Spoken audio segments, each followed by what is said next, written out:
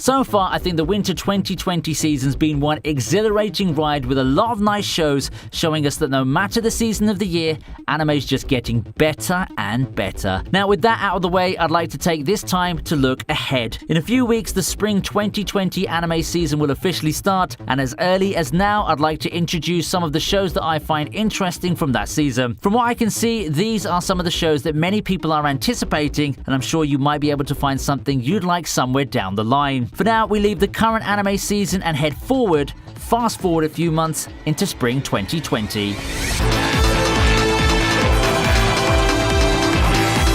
Being an ordinary kid in a boring town can be uninspiring. Needless to say, it's these kinds of people who get all sorts of wacky powers in anime, and Kagaya Shuichi's no exception. However, instead of stock powers like a magical weapon or super strength, he ends up with the ability to transform into a dog mascot with a gun and a zipper down his back. Huh? It gets wilder when he meets and saves Claire. Having shared his secret with her, Shuichi finds himself being used by Claire in her quest to find her sister. How long will our protagonist's sanity hold out? Is it a crazy premise? Yes. Is it out there? Absolutely. How about the fan service? Check the images from the manga yourself. Having read some of the manga, I promise Gleipnir is one wild ride that you won't want to miss. Nevertheless, I have to warn you, it can get really weird and uncomfortable at some points. I did not expect this to get an anime.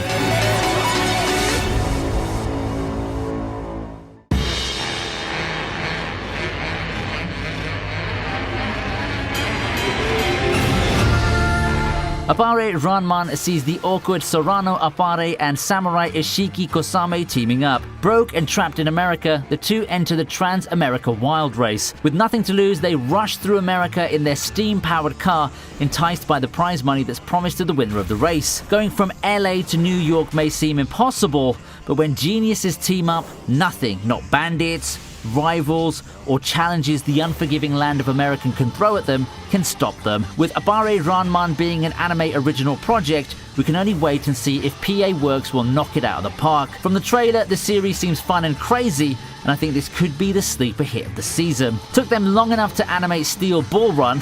Jokes aside, let's see if PA Works' latest venture can end up being the big success that surprisingly puts the community on notice this spring. The Noitamina blocks introduced us to memorable shows like Psycho Pass, Your Lie in April, and Anohana. This time, we're in for a mystery anime. Fugo Keiji Balance Unlimited is the adaptation of a mystery novel about two detectives. The materialistic Daisuke, who finds himself completely appalled by his partner Haru's attitude. Then again, as they say, opposites attract and make the best combination. As mysteries unfold, the detectives, in spite of their contrasting personalities, must work together to solve them. Given that Cloverworks, the one behind Babylonia and The Promised Neverland, are handling this, I expect some tip-top designs and animation. With the recent resurgence of mystery anime, let's see if Fugo Keiji Balance Unlimited can help continue the momentum and lead a boom in the genre.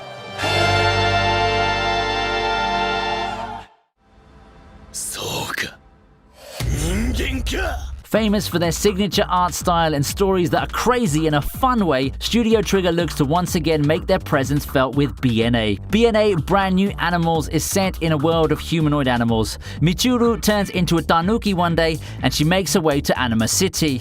Meeting and teaming up with Ogami Shiro, Michiru starts her journey to make sense of her transformation and get to the bottom of everything. With the recent Beastars and Dorohedoro being hits, I can kind of see why Trigger would go for something like this. I mean, overall it looks interesting. We can only wait and see what wackiness Trigger has in store for us this time around. Let me say that it's also from the guys behind Little Witch Academia and Kill La Kill. Given how well those shows turned out, expectations are high for BNA. Will Trigger save anime once again? There's only one way to find out.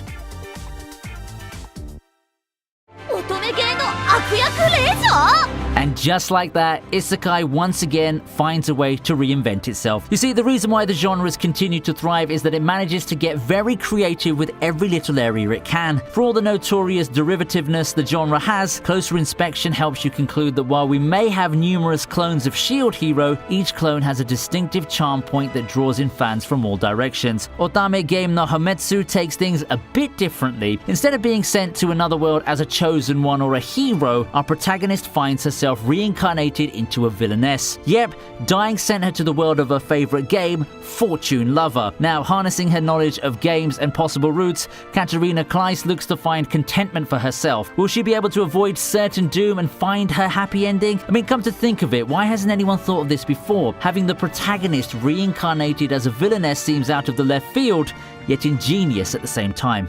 I'm very excited to see how this one goes.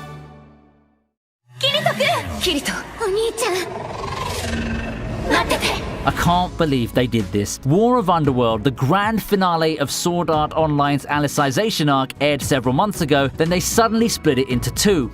Yep, the split core got divided into an extra split core, leaving us with another cliffhanger during the Christmas season. Amazing. This time, the billing of this batch being the grand finale is no joke, just like the rest of the war. After dazzling us with their creative abilities and featured fights, most of the Integrity Knights now take a back seat as the OG crew come in. Prepare to see more of Asuna, Leafa, Sinon, and the rest of the gang in action as they race against time to save Kirito and fend off the forces of the Dark Territory.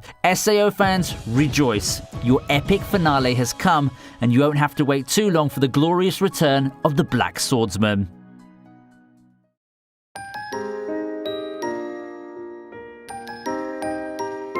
Which timeline are we living in with Snafu getting a third season? I guess it's the best timeline for anime fans, really. After several years, we finally get the continuation of the ever-popular school series. Not with an OVA, not with a movie, a full season. Yeah, it came out of nowhere, but I guess the Snafu Dakimakuras that just got released a year ago managed to fund season 3. Of course, I'm kidding, and that's not the whole picture really, is it? With the light novel concluding a while back, fans who once only hoped they would get a full adaptation of the story in anime form should be ecstatic, as it looks like we're headed into that direction. Those who grew up loving Hachiman, Yukino, Yui, and the rest of the squad will be in for a treat, as the third season of Snafu promises even more twists and developments with the characters' relationships. Hachiman's coming-of-age story from his Season 1 form looks to continue, and we all eagerly await the next chapters of his and the rest of the gang's lives.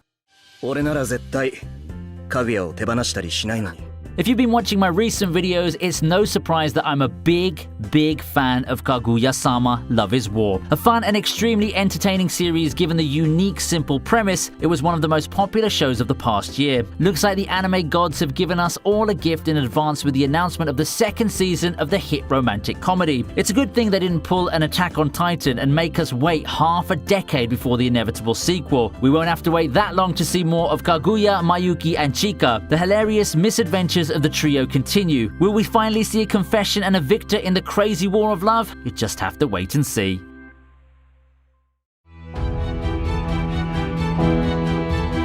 Up next on the list, we take a look at Tower of God, one of the most popular webtoons right now. 25th Bam's a boy who spent his life of isolation inside a cave underneath the tower. Chasing his best friend Rachel, Bam enters the tower. He's told that he'll get the answers he seeks should he find his way to the top of the tower right before coming face to face with a deadly test. Grasping onto the possibility of reuniting with Rachel, Bam keeps going, scaling the tower that continues to provide various challenges within each floor. I'm a big fan of the series. It's amazing in terms of world building, badass characters, and action. It promises a world of adventure that's made it into one of the best webcomics out there. The footage that I'm showing right now is the promotional material for the webtoon and the games. There's nothing better to do than wait for the anime adaptation that will surely show you why Tower of God has endeared itself to the hearts of many fans.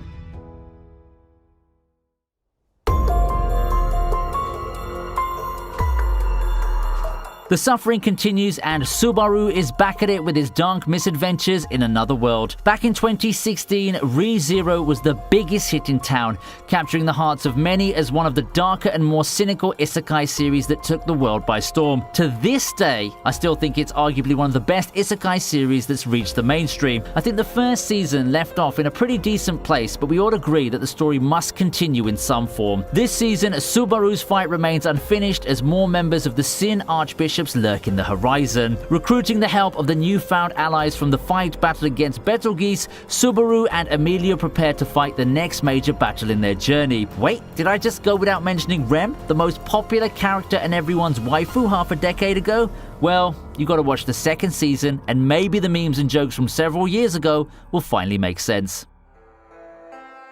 2020's gotten off to a wild start, and so has the anime side of things. With numerous highly anticipated sequels headlining a season full of unique and promising anime, spring looks to start the 2020 anime year with a bang. Which of the sequels and non-sequel works are you most excited for? Please let me know in the comments section below. As always, I'd appreciate your like and sub. Don't forget to follow me on Twitter if you haven't already, and I hope to see you again next time on VinnyTube.